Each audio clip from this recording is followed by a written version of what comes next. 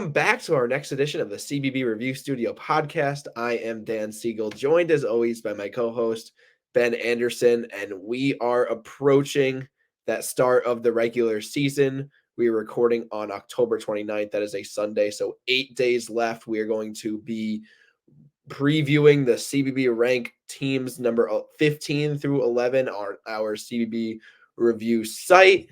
And we're going to get started in just a second. Just to remind everyone, if you have found us here at CB Review and not subscribed already, we would appreciate it if you would subscribe. It helps us out a lot. Doesn't really cost anything on your end, so would really appreciate that. Thanks everyone for the support as we continue to grow. All right, let's get started. Number 15 on CBB rank is North Carolina, the Tar Heels. And the question, I think, to ask first when we're talking about North Carolina, do we know if Hubert Davis is a good coach? Do we know how good of a coach he is? Because he had that NCAA tournament run back in 2022, which existed, and we have to acknowledge its existence. But both regular seasons he's coached in, they've underwhelmed in a lot of different ways. So are we right as a site to give him the benefit of the doubt another time, give UNC the benefit of the doubt another time, and rank them in the top 15 this preseason? You know, I think that the concern here is the fact that there are so many newcomers on the team. There's so many pieces that David is going to have to fit together. And that wasn't necessarily the case last year, right? Because last year you had Love coming back, you had Baycott coming back, you had Davis coming back. You know, you had all these pieces that were here. Pete Nance was really the only person that they brought in. And they were really like, okay, he's going to fit in, right? But now you got Baycott, you got Davis, right? Jalen Washington also returns. That's it in terms of the rotation, the main rotation that they're going to be focusing on here that played in Chapel Hill last year, right? Elliot Cadeau is a fantastic I think he's going to be super good this year, but he's just a freshman, right? You have a couple of transfers in Cormac Ryan and Paxton Wojcik, right? And then you also have Harrison Ingram, which you see on here, transfer from Stanford. How are all these pieces going to fit together? Because I think you have a couple of point guards. You have Baycott obviously in the middle, and then you have just a bunch of wings. And I think Hubert Davis is just going to have to find the best combination of those wings in order to make the best team possible. I think this could be a real inside-out kind of scheme on offense where they run through Armando Baycott in the post and then surround him with what I think are more efficient shooters than last season. Caleb Love was a big reason for that stat on the bottom right hand of your screen if you are watching on YouTube. They shot just 31.2% from beyond the arc last year. Caleb Love shot under 30% by himself and had the most attempts on the team by a pretty decent margin. That'll explain it. But now they have a real shooter in Cormac Ryan from Notre Dame, like you mentioned. Wojcik shot well at Brown. Kudo is another guy that could shoot. So I think they feed off Baycott. Baycott feeds off of them. I also like the fact that they added another reliable four-man in the portal. It's kind of been like a long line of those reliable fours, and Harrison Ingram from Stanford will be that guy. My biggest concern with North Carolina actually resides on the defensive end because Leaky Black made such an impact. If you look at the difference in numbers with him on the court versus him off the court during the last couple of seasons, it is astronomical. And then you're left with Baycott, who is not a phenomenal defender. You're left with Wojcik, who he has a little bit of upside defensively. I'm not sure how I feel about him. I know Ryan has been part of some really bad defensive teams.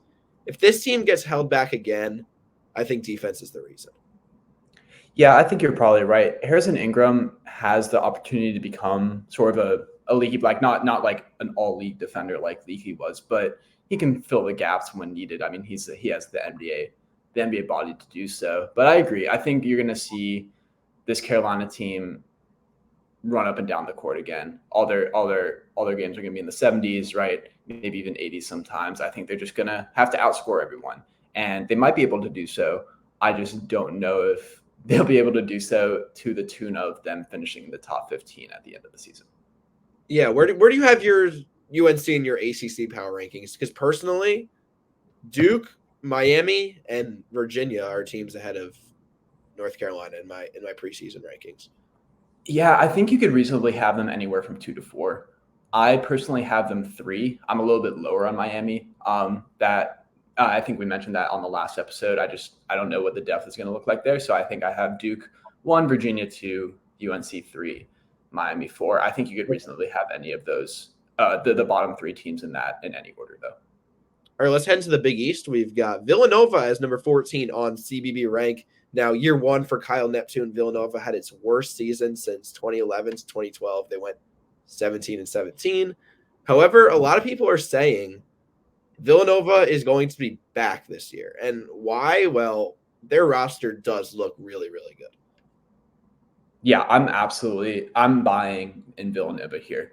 I really like this team a lot. We're gonna be always worried about Kyle Neptune and his ability to put this team together because he has never made the tournament as a head coach. He spent a long time at Villanova as an assistant and then never got to the tournament once he took the Fordham job, but now he's back. So he has that experience of making it deep in the tournament under Jay Wright. He just hasn't done it himself. But man, this transfer class I think is fantastic. And you have TJ Bamba, which you mentioned up here. He's sort of a, just score the ball, shoot the ball type of guy coming in from Washington State. You have Hakeem Hart, which I think is one of the more underrated, like 4th options in all of college basketball. I think he's a fantastic glue guy that can, fit in any team. Then you have Tyler Burton, who was talked about as an NBA prospect back when he was at Richmond. And now he's coming back for a final year of college. And then you have a guy like Lance Ware, right? He's going to be a solid backup piece here. Behind Eric Dixon.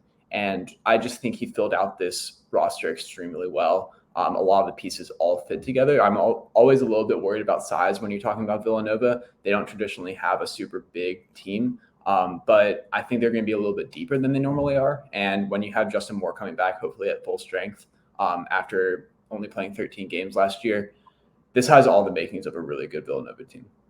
Yeah, also Eric Dixon. That's really huge. I don't think we've talked about that enough. 15.4 points per game last year on shooting splits of 49%, 38%, 79%.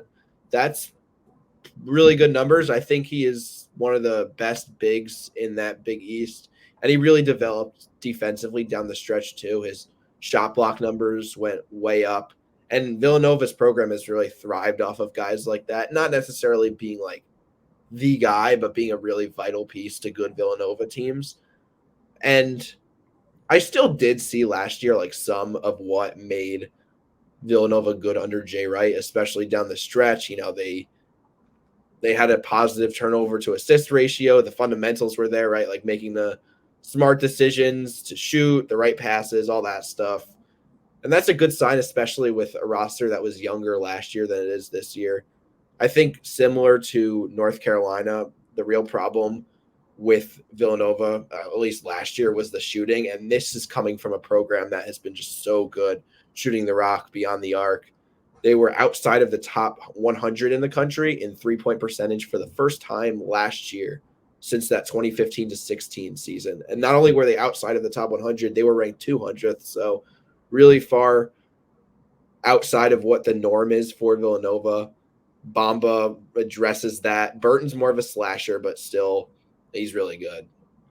And the last point is just, it really comes down to what we think of Neptune as a coach, because just that one decent year at Fordham and then that year at Villanova, I think in the future, he's going to be a good coach. But in 2023 to 2024, is he there yet? It's almost like he's like a young player and like, I think he has potential down the line, but is he qualified right now to take a Villanova team on a deep run? I don't know. Yeah, I mean, one thing in Villanova's favor is that it's an even number year. So that means that, 2016, 2018, maybe 2024, maybe they're the San Francisco Giants of college basketball. But I think that overall, this team has just a ton of upside. I still think they're 4th in the Big East right now. We'll talk about the other 3 teams later down in this series, but it wouldn't surprise me if they finish better than 4th in the conference at the end of the year. Number 13 now, Arkansas. This has been just such a consistent program. 13th is like the perfect ranking for them because they've had 3 straight second weekend appearances, and they did not make it to the Final Four, but they made it to, I think, 2 Elite Eights and a Sweet 16. So it also aligned perfectly with their regular season results: 3 seed, 4 seed, 8 seed, Elite Eight, Sweet 16. I think the next step's got to be a Final Four. Do you think they could get there with this roster? I think I am a little lower than 13th on this Arkansas team because we've talked about this with a lot of teams covering this top 100. But I look at this roster and I say, okay, who's the guy, right? Is it L. Ellis, who's not even on this list? I don't think it's Devo Davis. It could be Trevon Brazile. We don't know about Trevon Brazile, and that's it. That's the biggest issue. That's the biggest question mark I have coming into this year is that he missed the entire 2023. Well, basically the entire 2023 season. What does it look like when he's back in the fold, and how is Eric Musselman going to shape this rotation in a way that makes sense? Because if you look up and down the roster, I mean, they have a lot of people. They have a lot of guys that they could play. Khalif Battle comes in. Drummond Mark, we mentioned before. Jeremiah Davenport comes in. Chandler Lawson is here as well. What does a starting five look like, and how will it look as a closing lineup as well? And I just don't know the answer to that. And for that reason, I don't know how high I can put them because I just can't visualize what their peak is right now. I do like a point you did bring up in the bottom right of the slide right here. If you're watching on YouTube, once again, Eric Musselman might have the most divisive team in the SEC. I think they're fast paced and they're efficient at that fast pace. They were 9th in shot qualities, points per possession last year in transition, 57th in tempo. So that's a good formula right there. Khalif Battle really was that bucket at tempo. Just all levels, like 17.9 points per game on 41 3-point percentage, 87th percentile as a mid-range guy, 97th percentile as a free throw shooter. So in other words, I think in all different ways he could put the ball in the basket. That's huge. I think the length on defense is going to be there with this team. They finished 16th in defensive efficiency last year. I feel like this is a theme for this episode though, but the outside shooting was not good with this team last year. And you add guys like Davenport and L. Ellis. Those are guys that had points at their previous schools, but those weren't high efficiency guys. Those are like low 30s guys. So I don't know how it shapes up. I feel like if they are to make a run to the Sweet 16, even the Elite Eight, and then they lose, it would be for the exact same reasons that they've lost the last 3 times. Yeah, I mean, just looking at the transfers that they brought in, Chandler Lawson shot 50% from 3, but only on 14 attempts all of last year. And beyond that, Khalif Battle is the best shooter that they brought in, and he's only at 35%. So will teams be able to play the Razorbacks a little bit more closely packed in? Will they force drives and, kind of tighten the paint more than other teams might? This is also the SEC, so no one else can shoot either. But, what is it going to look like on both sides is something I'm interested in. Arkansas, I think, is going to score a lot of transition points. They're going to play really good defense. Question is, do they have that outside shot to sort of reach their ceiling? Okay, we're jumping all over the place in terms of conference today. Now we're going to go to the Pac-12. We're going to talk about Arizona. And Arizona was just one of those regular season powerhouses that just hasn't made it to that Final Four yet. They are expected to be the class of the Pac-12 again.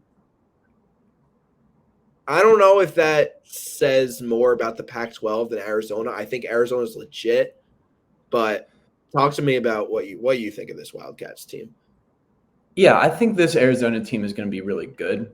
I don't think I think you can make an argument that this is Tommy Lloyd's 3rd best team at Arizona, and he's been there 3 years, right? They do bring in a couple of transfers that I think will be really good. Kashad Johnson on here coming in from San Diego State.